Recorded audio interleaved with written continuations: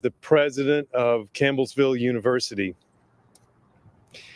I'm thankful that the heart of this campus is this building and this place of worship behind me.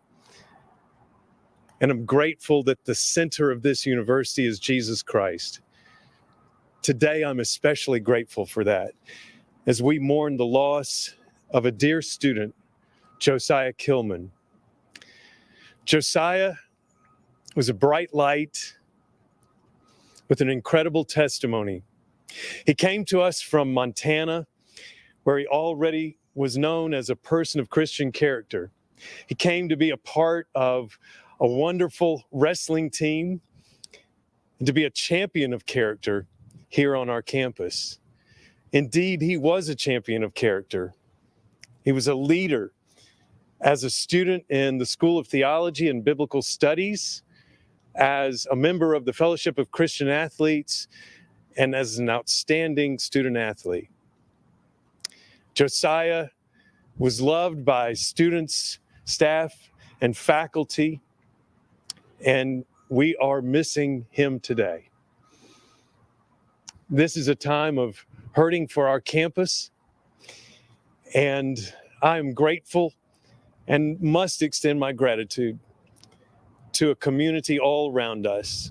Wonderful counselors, faculty, staff, coaches, and most certainly students who have loved on each other well over these last 2 days. We're grateful to the law enforcement agencies who have been a part of protecting us and working through these difficult questions. And I want to offer a special word of thanks to the Campbellsville and Kentucky communities that have been so supportive in this hour. Thank you for every measure of kindness that you've offered. Thank you especially for your prayers. They have been felt in this place.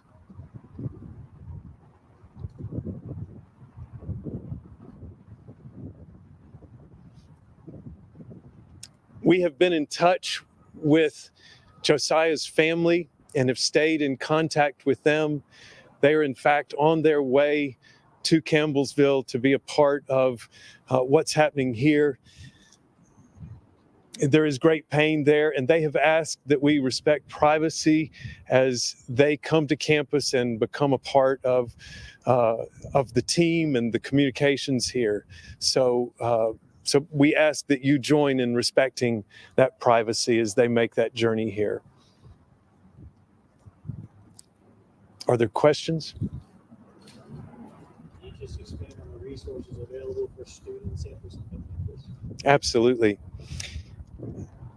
It's been our effort to stay together as a community, and so we've been gathering frequently on each day, gathering together. On Saturday, we pulled together the team, the wrestling team, just to pray and to be with one another and to try to process.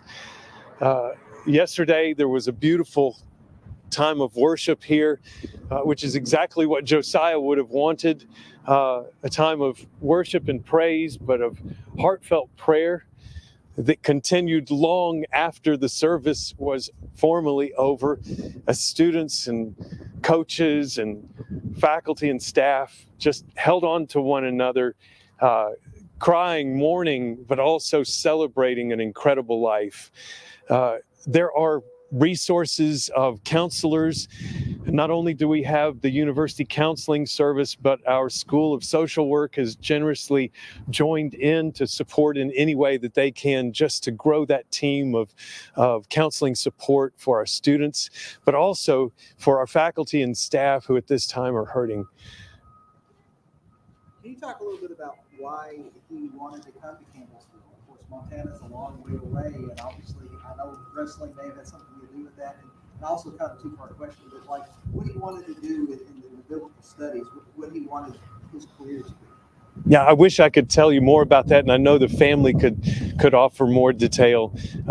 Josiah, I'm told that the reason he came here was that he received a brochure from us, some kind of flyer notice, and just felt that that was the match for him. I think it was the combination of the Christian mission and a championship wrestling team that he wanted to be a part of, and he saw that opportunity and made his way all the way from Montana to Kentucky. And we're proud that he did. Governor Bashir said something earlier today about the safety of college campuses, that Kentuckians deserve to wake up with that feeling of safety. How do you reassure students after something like this that this campus is secure, this campus is safe? How do you reassure parents that are sending their kids here that that is the case? Yeah, thank you.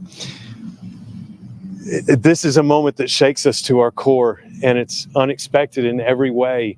It's one that that breaks our hearts, but I'm thankful for the campus security team that we have, the processes and the policies that we have, an army of staff that protect and guide in safety inside the dorms, living with our students.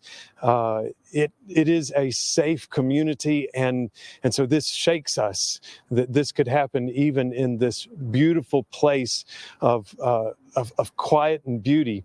But it does remind us that we must always be on guard, and I'm thankful for those who stand in that place of protection every day.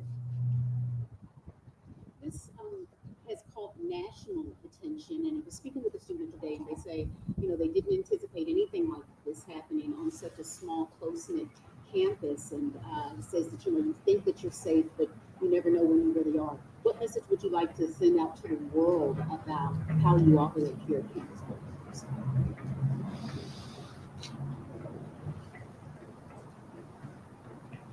Yeah, most certainly. We want our students and their families to understand that we give our very best, that we give our lives to taking care of them in every way possible, to think about their spiritual care, to think about their mental health and safety, to think about their academic achievement, and then to think of their physical safety.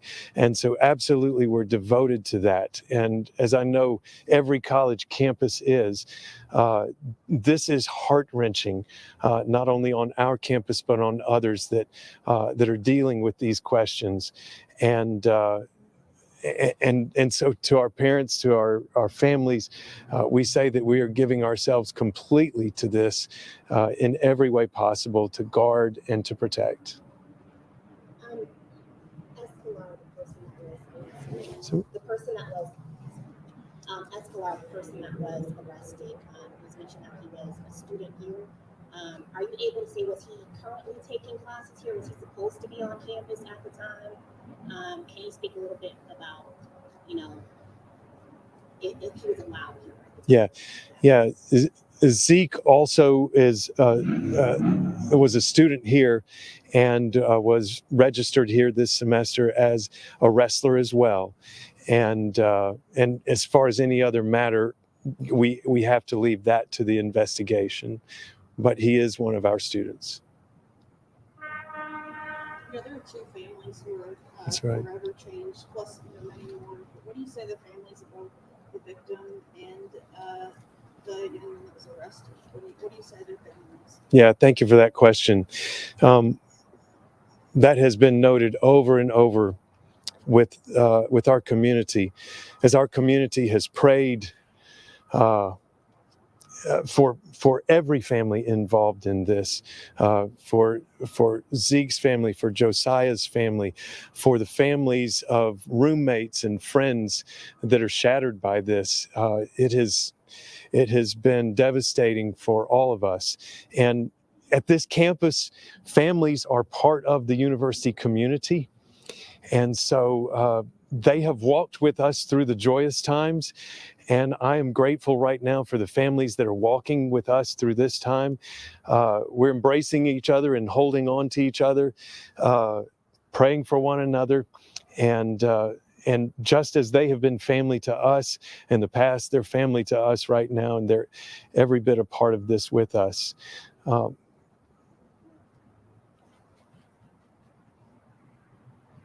did want to ask in regards to the community. We talked about a lot of prayer going on within the last few weeks happening here. I wanted to know, is there any emergency counseling services that are publicly available to the students? Is there any instruction being given to professors on how to help navigate this with students, since this is a very close-knit community and university? Yes, as I said, we have our professional counseling services that are available to students right now. In addition to that, we have the blessing of having academic programs that are equipped with professional counselors, and those have come on board. So we have a wonderful force of counselors who are available to students and to faculty and staff at this moment. And we're grateful for how they've already stepped up and are receiving those students to provide care. Were you able to address any future prayer services or ways that the community can kind of show support moving forward? Yeah, at this point, we're taking things day by day. We are planning future services, but in the interest of making sure we understand exactly how that plan will unfold, we'll make those postings once those services are completely planned and we know that public is invited. And there's a prayer vigil for students going on right now, is my understanding, behind an open at the chapel, having an open invitation.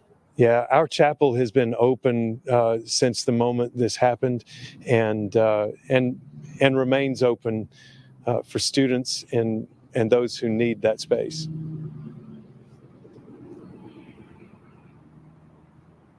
Thank you so much. Thank you for your interest, and God bless.